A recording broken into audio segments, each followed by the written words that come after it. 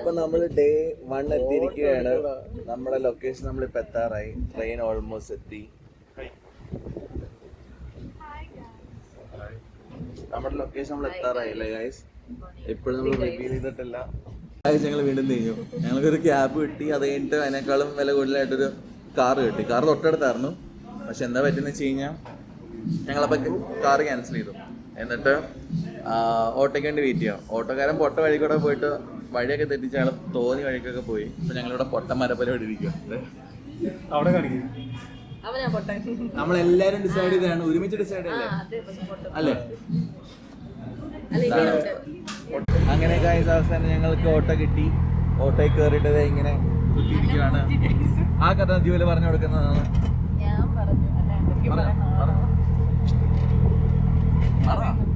ഇവൻ പറഞ്ഞു ഇവന് സൈഡ് സീറ്റ് വേണമെന്ന്, ഞാൻ പറഞ്ഞു എനിക്ക് ഈ സീറ്റ് വേണമെന്ന്. അങ്ങനെ അടിയായി. അവസാനം വന്ന ഓട്ടോയുടെ സീറ്റ് ഇതാ ഇങ്ങനെയായിരുന്നു. അപ്പൊ എനിക്ക് ഇതാ വ്യൂ ഉള്ള സീറ്റ് കിട്ടി. ഇവനെന്തായാലും നടക്കാണല്ലോ. അപ്പൊ ഇവനാരാ? ശശി. ഇവർക്ക് വേണമെങ്കിൽ ഇതിലെ കൂടെ കാഴ്ച കാണാം കേട്ടോ. പക്ഷേ ഞാൻ തോൽക്കില്ല ഗൈസ്. കാര്യം ട്രെയിനിന്റെ സൈഡ് സീറ്റ് എനിക്ക്. ഞാൻ എപ്പോഴും തോൽക്കില്ല. ഓല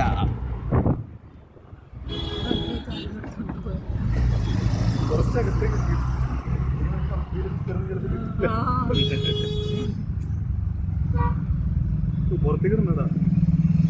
ഞങ്ങളുടെ ടീമിലൊക്കെ റോഹനെ അറിയോ? ഒരു ഇന്ത്യൻ വന്നിട്ടുണ്ട്. അവന്റെ ഫോണ് ബസ്സിൽ വെച്ച് അടിച്ചോണ്ട് അങ്ങനെ ഫ്രണ്ടിലൊന്നും എടുത്തോണ്ട് പോയി. അയ്യോ ഇവൻ ബസ് ഇറങ്ങി കുറച്ച് അറിഞ്ഞ സാഡാണല്ലോ. ജുവലെ എപ്പോഴും ഇങ്ങനെ പോസ് ചെയ്യേണ്ട ആവശ്യമില്ല. ഒറിജിനലാകും. നിന്റെ ക്യാരക്ടർ കാണിച്ചു കൊടുക്കുക.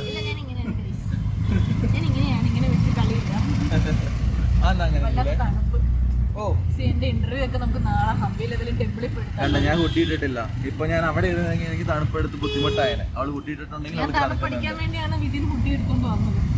ഇതാണ് guys, everything actually works out at the end of the day. അപ്പൊ നമ്മളിപ്പോ പറഞ്ഞിട്ടുണ്ടെന്ന് വെച്ച് കഴിഞ്ഞാൽ ഞങ്ങൾ ഈ എടുക്കുന്ന വീഡിയോസ് ഒക്കെ പോസ്റ്റ് ചെയ്യണം വേണ്ടതെന്നായിരുന്നു. അപ്പൊ ഞങ്ങൾ എത്തിയ കൺക്ലൂഷൻ വെച്ച് കഴിഞ്ഞാൽ പോസ്റ്റ് ചെയ്ത് കഴിഞ്ഞാൽ എല്ലാവരും വൈറലാവും.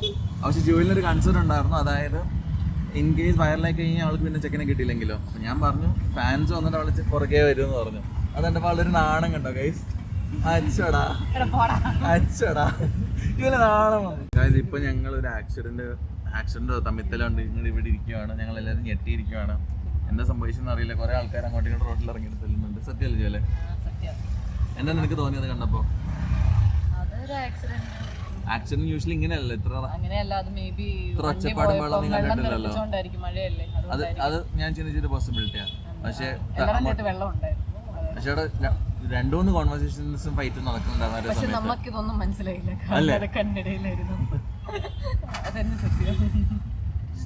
അതെ ഗൈസ്, കന്നഡ നമുക്ക് അറിയാത്തോണ്ടൊന്നും മനസ്സിലായില്ല. ഞങ്ങൾ തിരിച്ചു വരുമ്പോഴും കന്നഡ പഠിച്ച് അങ്ങനെ ഗൈസ് ഞങ്ങൾ എയർപോർട്ടിൽ നിന്ന് റെയിൽവേ സ്റ്റേഷൻ എത്താറായിക്കൊണ്ടിരിക്കുകയാണ്. ഞങ്ങളെ സ്വീകരിക്കാനെ ഇവിടെ ലൈറ്റ് ഒക്കെ വെച്ചിട്ടുണ്ട് ഗൈസ്. അങ്ങനെ സ്റ്റേഷനിൽ എത്തിയിരിക്കുന്നു ഗൈസ്. ഞങ്ങള് 8ാം പ്ലാറ്റ്ഫോമിലേക്കാണ് പോകേണ്ടത്. 9:40 ട്രെയിൻ. ബാക്കി അപ്ഡേറ്റ് ചെയ്യാം. അങ്ങനെ ഞങ്ങൾ മെജസ്റ്റിക്കിലേക്ക് എത്തിയിരിക്കുകയാണ്. ഇതാണ് മെജസ്റ്റിക്. പാവങ്ങളുടെ മെജസ്റ്റിക്, പൈസക്കാരൻ്റെ മെജസ്റ്റിക്. അങ്ങനെ നമ്മളിപ്പോൾ പൊക്കോണ്ടിരിക്കുകയാണ് ഗൈസ്. ഇതാണ് കാണുന്ന നിന്ദാന. അങ്ങനെ നമ്മൾ സ്ഥലത്ത് എത്തിയിരിക്കുകയാണ് ഗൈസ്. ബാക്കി ആൾക്കാരെ പരിചയപ്പെടാം. എല്ലാവരും ഹായ് പറയും. ഫേസ്ബുക്കിലെ ഫ്രണ്ട്സിന് വേണ്ടിയിട്ട് ഹായ് പറയും. ഫേസ്ബുക്ക് ലൈവാ. ഹായ് പറയൂ. ഹായ് പറയടാ. എടാ അശ്വക്കെ ഫേസ്ബുക്ക് ലൈവാ. ഹായ് പറ. ആള് വിടില്ല. Okay guys. Passengers, kind attention please. Train number 12 Coimbatore Mundla Express has been arrived on platform number 4. Yatriyo prepare that 101. മുഖ്യമന്ത്രി രാജിവെക്കണം. എല്ലാവരും എത്തിയിരിക്കുകയാണ് ഗൈസ്. എല്ലാവരും ഇവിടെ ഉണ്ട്. എടാ വീഡിയോ ആണ് എപ്പോഴത്തെ ട്രെയിനിൽ. അങ്ങനെ ഞങ്ങൾ ബാംഗ്ലൂരിൽ നിന്ന് യാത്രയാവുകയാണ് ഗൈസ്. അശ്വാക്ക് മിസ്സിംഗ് പിന്നെന്ത് മറ്റേ ഓയിൽമെന്റ് ഒക്കെ ഉണ്ടാവും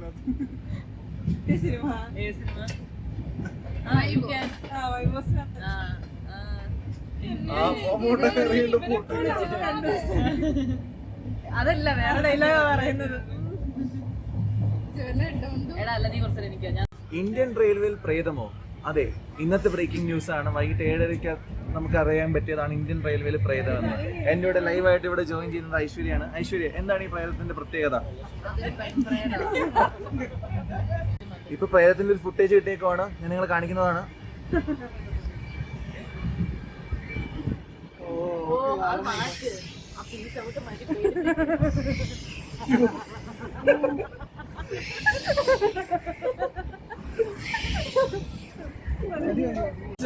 ഇന്ത്യൻ റെയിൽവേയിൽ പ്രേതം എന്ന് കേട്ടു. താങ്കൾ കണ്ടോ ഇല്ലയോ? പ്രേതം ഉണ്ടോ ഇല്ലയോ? ഉണ്ടെങ്കിൽ പ്രേതത്തിന്റെ ജാതി ഏത്?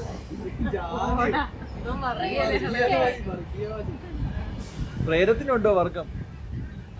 സ്റ്റെപ്പിനിലേക്ക് എന്താണ്? പ്രേതത്തിന്റെ പാർട്ടി ഏതായിരിക്കും എന്നാണ് സ്റ്റെബിൻ വിചാരിക്കുന്നത്. വെള്ള സാരി കോൺഗ്രസ് പക്ഷെ ഇന്ത്യൻ റെയിൽവേയില് സ്ലീപ്പറിലാണ് യാത്ര ചെയ്യുന്നത്. BJP ജയിച്ചതിന്റെ പ്രതിഷേധത്തിലായിരിക്കണം പ്രേതം ആ വെള്ള സാരി എടുത്തുകൊണ്ടിരിക്കുന്നത്. തീർച്ചയായും സ്റ്റെബിൻ. നമുക്കിതാ ജുവലിലേക്ക് നമുക്കൊന്ന് കിടക്കാം. ജുവൽ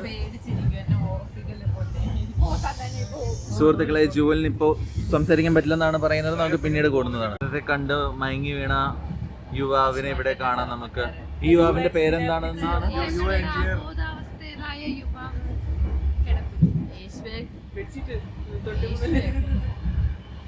അശ്വാക്കിനെ നമ്മൾ കുറച്ചു നേരം കഴിഞ്ഞ് വെള്ളം തെളിപ്പിച്ച് എഴുന്നേപ്പിക്കുന്നതാണ്. അതിന്റെ വീഡിയോ തൽക്കാലം നമ്മൾ ഷെയർ ചെയ്യുന്നില്ല.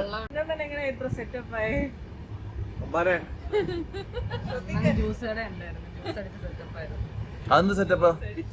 പല സെറ്റപ്പും ഉണ്ട്, എല്ലാം പറയാൻ പറ്റില്ല. കേരളത്തിലോട്ട് പോകുന്ന ട്രെയിനിൽ മാത്രമേ പാറ്റയുള്ളൂ. ഈ പാറ്റയില്ലല്ലോ. എന്താ പാറ്റയില്ലാത്ത? പാറ്റയോ?